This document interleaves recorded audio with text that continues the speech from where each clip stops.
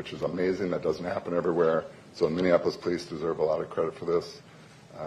They also gave us a really good report of we have potentially 20 patients in there, and that helps us in many, many ways. We notify the hospitals what we have coming, and we try to separate some of our patients. So we take many of the patients that are critical to Hennepin, the level 1 trauma center for pediatrics. Then we take some to Children's Hospital there, less critical, and then we took some to North as well. So our whole team, our surgeons, the ED, everybody did a fabulous, fabulous job. But yes, it's really still tough on that team. Some people have asked, how do you triage the patients on the scene? So it's a really quick, with in situations like this, it's pretty quick if they're conscious or not. If they have gunshot wounds to the upper body of the head, they're obviously red patients. Other people are going to be yellow patients. We try to load up one red patient, maybe 2 or 3 yellow patients in an ambulance, take them to the hospital. That all worked really, really well. Great response from our police, fire departments, and other EMS services.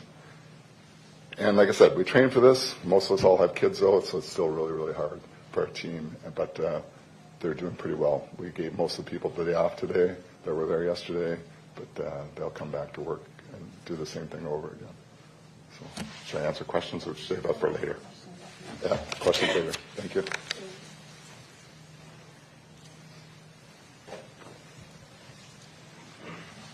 Good morning, everybody. My name is Dr. Aaron Robinson, Aaron Robinson. I'm the Assistant Medical Director at Hennepin EMS, and I'm also an emergency physician at Hennepin Healthcare. Yesterday was an incredibly tragic day. The medical directors were paged out a couple minutes after this had happened, and part of our job is to relay information and be a liaison between the hospital systems and the providers on scene. The earlier you activate a mass casualty incident, the better. We can mobilize resources faster, and we can get the folks and the equipment there that are needed to help best care for our most critical trauma patients. When I was en route, I contacted EMS Command, and they had information from police that were going to be upwards of 20 victims or more. With that information and the resources that I knew that Hennepin Healthcare had provided, I activated the MCI within a couple of minutes after knowing that, just to get resources mobilized and to get the folks there that needed to be in the upstaff our emergency department for patients to be received. In trauma, when you're talking about caring for a trauma patient in the pre-hospital setting out in the field, minutes and seconds matter. And our job in the pre-hospital setting is to perform life-saving interventions like stopping the bleeding or helping somebody breathe. But every minute that a trauma patient spends on scene increases their chance of not having a good outcome and possibly dying. So I have a huge credit to the Minneapolis Police Department and the other first responders that entered the scene and secured it quickly. The scene was safe in a few minutes after the initial incident, and I credit our brave first responders for doing that. That allowed us to get the patients in and to get them to definitive care very, very quickly. Those swift actions undoubtedly saved the lives of many of those children.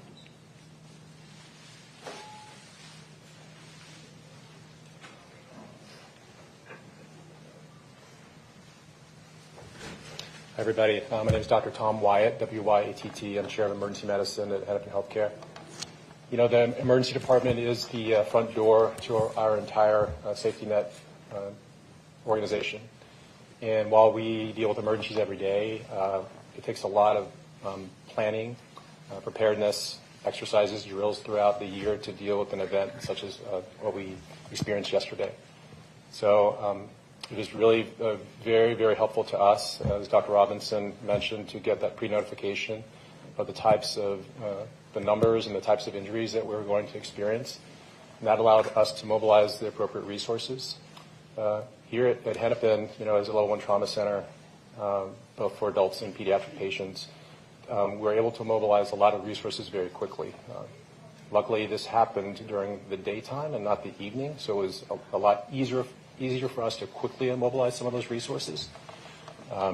The amount of resources and the amount of organization it takes to assemble those teams so that we can have a team ready for a patient when they come into our emergency department, when they arrive via EMS, is very impressive. And as I stated yesterday, I'm really proud to be part of this organization and all of the different components of the teams that we had yesterday. I listed some yesterday, and I know I missed some people, so I won't try to list them all, but there's a number of the different specialists that come down to help us for these types of events. After the MCI response was over, as emergency providers, we unfortunately don't get to stop what we do. We have to continue working. We have to continue to see the patients that are continuing to arrive to the emergency department. We have to continue to work the shifts that we are already there for, and that can take a toll as well once you try to process what you experience in a mass casualty event such as this.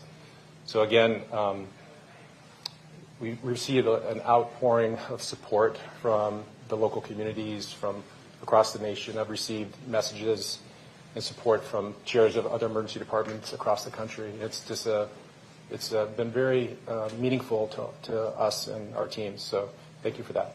I want to introduce Dr. John Gakin, who's one of our head trauma surgeons.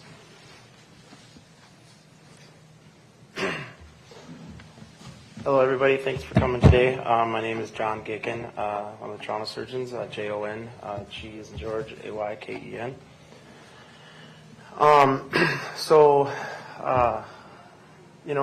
A lot has been said and a lot has happened over the last 24 hours. And the impact of yesterday's events will be felt throughout this community, through the country, and most notably through our hospital organization and the people that I work with.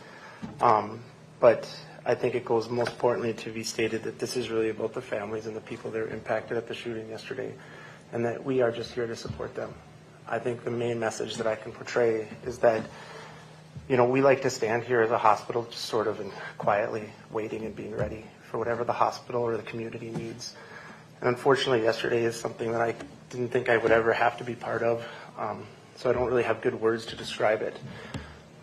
But everybody in this hospital, in this organization, was there. And down to the EMS, or the housekeepers, the nurses that weren't even part of the, I'll tell a quick story because it emphasizes it.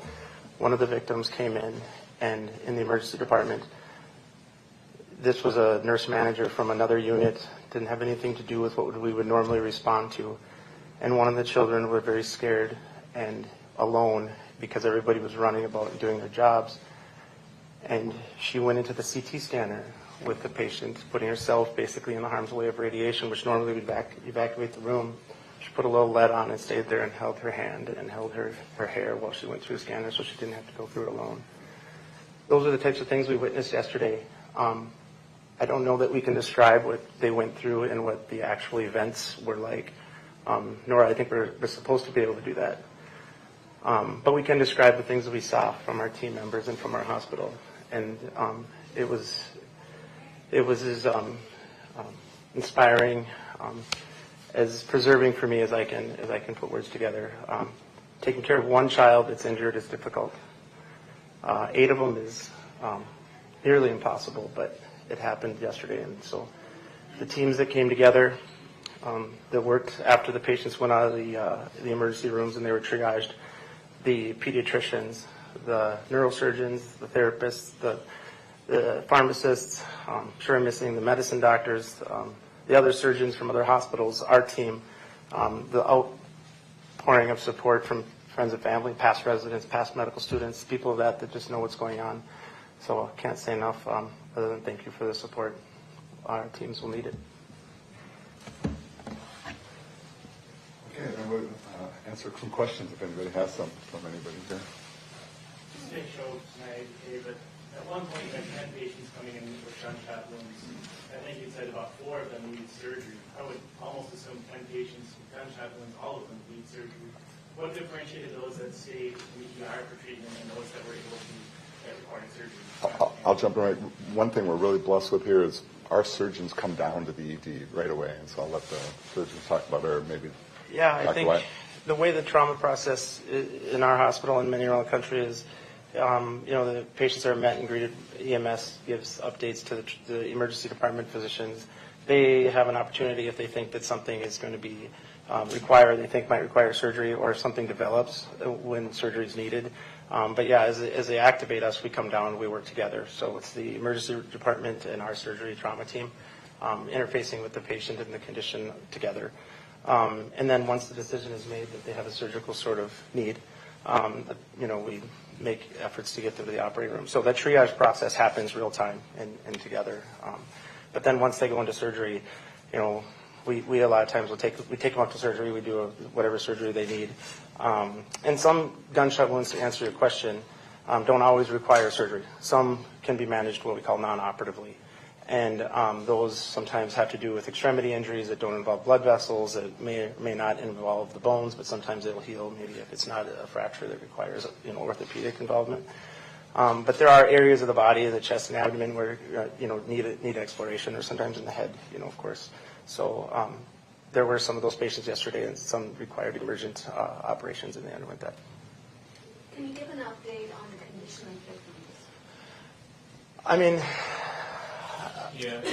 I'm going to leave that to the... Yeah, I mentioned at the outset that we have 6 patients that are in satisfactory condition, 5 children. We have 2 in serious condition, 1 adult, 1 child, and 1 patient yet in critical condition who's a child. Correct. I believe 1 patient was discharged, Yeah, Started with 10. yeah, we're discharging 1, maybe 2 this morning. 6 in satisfactory, 3 in serious, and 2 in serious and 1 in critical condition. 1 in critical. Thank you. The 2 in serious are expected to survive? Yes, I believe so. As well as 1 in critical. I think it's more touch and go. I'd rather not share more detail at the present. I have a question for the doctor. Really appreciate you sharing, long as at CBS News, the story about a member of the healthcare team who was there just supporting children, because I think the entire nation is feeling a bit of that. And as you said, your attention is on the families, and I understand the member of your team was both working as a healthcare provider and a mother. Can you tell us anything about the critical care pediatric nurse, Amy Jean Dreyer, and her actions yesterday? We can't. I mean, our structure of how we protect patients and families doesn't allow us to comment specifically on circumstances. I'm sorry. I understand. Yeah. I just wanted to give you an opportunity to praise one of your own. I would, I'm going to defer. I would say all the families are asking for prayers and support, so that's about as much as I'm willing to share. We did have a number of people that have children at the school. One of our paramedics has a student there. I know several nurses have students there, so it was impactful for the whole organization. Yeah. Thank you. What was that initial response like? How many EMS personnel, how many ambulances, how many did you send up? So the question is, how many people responded to the scene?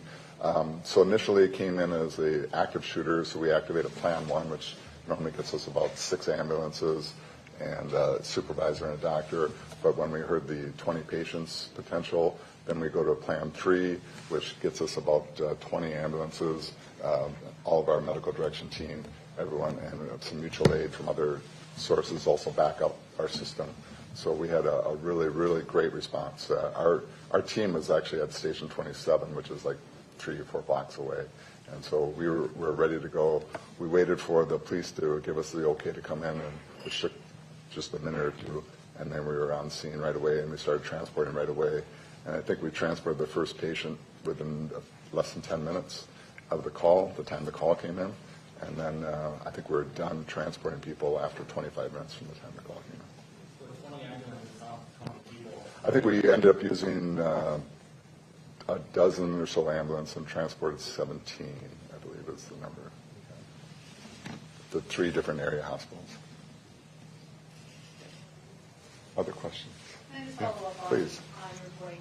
Can you tell us more about how the community, and specifically here at Hennepin Healthcare, given the connection to the school, how they're dealing with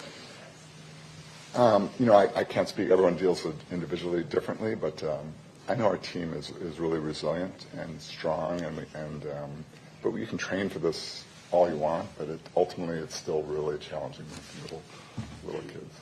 Yeah. It's hard. And we would add, in terms of grief and handling trauma, it's day 2, 3, 4, 5, 6, where it starts to slow down and those deeper thoughts start to come. So we're supporting our teams. They're heroes over there, but they're human also. So. Yeah, and we have a great mental health resources as well. We have our psychiatric people come and met with the team. We do a hot wash. We have them chat with all the individual providers. We have other mental health resources in there. But it's usually, days or weeks later that really kind of hits home to everybody, and so we'll see how it goes. But with the kids, it's just once again a different element of the process that makes it more challenging. I think kids, and also when you get other first responders that are injured, that also is challenging. So, but I think overall our team's doing really well. We have a lot of trauma that happens and a lot of gunshot wounds. This one's just a little bit different, though. Other questions for anybody? Could you address some of the efforts that were made on site in terms of life-saving measures that made a difference in terms of time used to get the patients to the hospital? Sure, I'll let Dr. Robinson address that. Beyond the overwhelming majority of these shooting type scenarios, police are the ones that actually apply the tourniquets.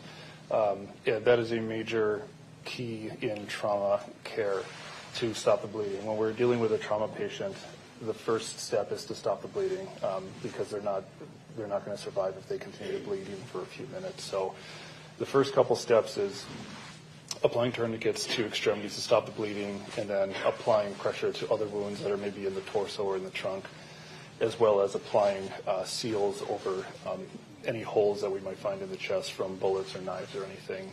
Those are the key things for initial life-saving measures, followed by helping people breathe if they're not breathing effectively, and then transporting them to the hospital. So specific to this, I know that you are not disclosing a lot of information in respect to patient privacy, but specific to this, can you talk about some of the things that were done that really made a difference and what that time frame was? Yeah, leaving specifics out of it, the really critical things that were done was bleeding was controlled quickly, and people's torso, those wounds were bandaged and packed very quickly.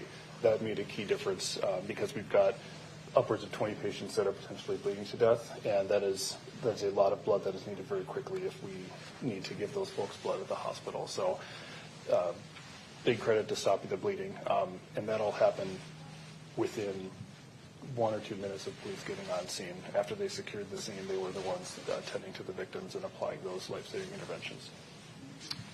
I'll jump in and add a little bit. I mean, time. It's like Dr. Robinson talked about time. So we're pretty blessed here. Our crews got there quick. We transported the hospital quick. They get the ED quick. The surgeons are there quick. Ultimately, they need surgery. They have to sew up the areas that are bleeding. And so the quicker we can get them to surgery, and our surgical team is really the key. They talk about the golden hour. It's not an hour. You don't have an hour. You have minutes. So the team did great. When you have a victim who is a bigger body mass and they're hit with gunfire, that's one thing. Of course, it depends on where they're hit. But when you have a child and it's a smaller body mass, can you talk about the scope of devastation when it's a child? I mean, I think, so the psychological aspect, I think I mentioned a little bit earlier, how, managing one child is difficult. Managing a multitude of children at the same time takes an enormous amount of resources. But I think, if you're talking specifics about like ballistics and injury, am I getting your question? Like you're talking about what the bullet does to the specific body part? Not necessarily, just that, you have a smaller body mass and a bullet. Yeah. And on the smaller body mass, that the potential for devastation is Yeah, so children, when they're injured, have a unique ability to sort of maintain their circulation in their life, sort of like their blood pressure and their heart rate and stuff, keep themselves alive until they don't. So adults are a little bit more telling. Children are are seemingly, they sort of are kind of plugging along, and then all of a sudden they're not. And we'll talk a little bit about the minutes and seconds and sometimes matter. But in these circumstances, I mean, yeah, one bullet wound to a chest in a child, if it's in a place where there's big blood vessels and things that could end your life quickly, there's not as much room for error. And so you have to, evaluate them quickly and manage them efficiently and fix basically the holes that are made from the bullets.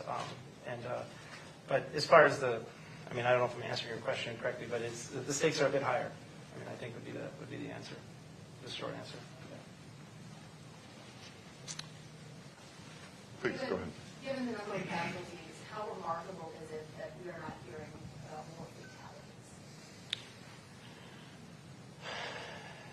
Yeah, I mean, I prayed about that on the way in yesterday when we were working on it about how this was going to work out and what this was going to look like, because there were a lot of gunshot wounds in places that were meant to kill people, and if there is such a thing as a silver lining to this, there was less casualties than what possibly could have been. So, there could have been. It could have been a lot of fatalities, and it doesn't take away from the pain that those that did not survive are going through. But this was meant to kill people. I'll just add, I think that also it's really a testament to the system, the trauma system that we've built in this organization. I'd also say that the training that the kids did surprisingly paid off. They all laid on the floor, they covered each other up. That was key. Yesterday, I asked police about how many kids or people were in the church when this happened. They're still trying to figure out our estimate. But for you that were at the scene, any idea of how many people were there, parents or kids or parishioners that might have been in the church? I think there was a few hundred. I mean, I think there was every class, which is about 15 plus people, and it was kindergarten through 6th, 7th grade, something like that. And then there's teachers, there's other parishioners in there, there were some parents in there. So I can't give you a clear number, but it was full. It was a lot of people. Yeah.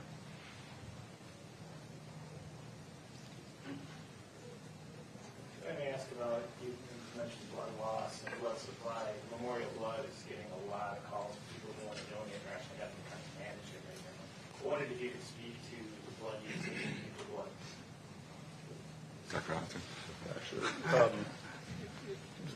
Glad you mentioned that. There's actually a critical blood shortage right now in the state of Minnesota, and I implore everybody that's available to please donate blood. So we have it available for sick trauma patients and other people that need emergent blood. There's a critical shortage, and we have a few days on hand in the entire state. So please donate blood. The amount of blood that gets used in the ED, I'll defer to Dr. Wyatt and Dr. Gagan, as I wasn't in there at the time. I can't comment to the exact number of units of blood that we pull from our own blood fridge in the emergency department, or the units that we receive from our blood bank, but it was pretty substantial. I'm not sure about the operating room. I mean, we use blood in the operating room. I don't know the exact number, but the thing, to echo the points, is that it's we're still using blood. So it's not just the morning of; it's ongoing. Other questions? Chris? Thanks. We can continue to ask more questions. I just wanted to mention, too, right here in this room yesterday is where we had our reunification center, right here in this room yesterday for families. The center was established right here as they waited for news about their loved ones, and staff to bring updates from right across the street in our emergency department. And I want to recognize the really special team we have that specializes in caring for our gunshot victims and their families. And that's our Next Step program. Can you guys please stand? Yesterday when we talked about some experiences and things we saw, I saw firsthand in this room yesterday some of these team members. And can you just, if you guys were here, some of these guys, I saw them holding hands with families and praying with them. And it was just amazing. the work that this team does, and I just want to recognize you guys. It was just so touching and being there for them, so thank you for all the work you do. And if anybody wants to talk to them about the incredible work that they do for our patients, I just encourage you to talk to them. I don't know what we would do without your team, so thank you guys so much. And our reunification process is part of what our trauma team does. They, sometimes our patients arrive and they're unconscious, obviously, and they can't tell us who they are. And in situations like this, we need to figure out who they are and contact family members. And so when there's a mass casualty event, you guys can explain this better than me, I'm sorry, but we need to figure things out, and we practice this. And when we practice this for events. So these guys can talk about it better, so I just wanted to bring that up. And I also wanted to mention, and Amy Carlson is with our foundation, we've had such a wonderful outpouring from our community members, and we want to thank everybody for that. For our families, they are so grateful and appreciative. And there's a website that people can go to, and it's up today, and it's hennepinhealthcare.org/sharingthecaring, and it's if anybody wants to contribute, and that's a place you can donate. Is that correct? It is hennepinhealthcare.org/love. Oh, that's even better. hennepinhealthcare.org/love. And Leave messages, and there's also ways to show your financial support to specific areas of the hospital that could use that. yeah, and we just want to thank the community for their support for these families, what they're going through. Sorry, I didn't mean to interrupt. But I'll address that too. At the scene, that was one of the bigger challenges that didn't go as well as I would like it to. We transported 17 people. We were not able to identify all of them right away, so we were not able to let the parents know right away if their children were injured or what hospital they went to, and we'll have to figure out a better way to do that. I think that was very, very challenging, especially for the parents. I know parents were driving from hospital to hospital to hospital, and that had to be horrible for them. So we'll try to figure out a better way to do that. But that's something because kids don't have IDs on them, and we don't know who they are, and it's just a challenge. Anything else, anybody? Otherwise, thank you all for coming here. We'll be around if anyone has questions too. Anything else? No? Okay, thanks.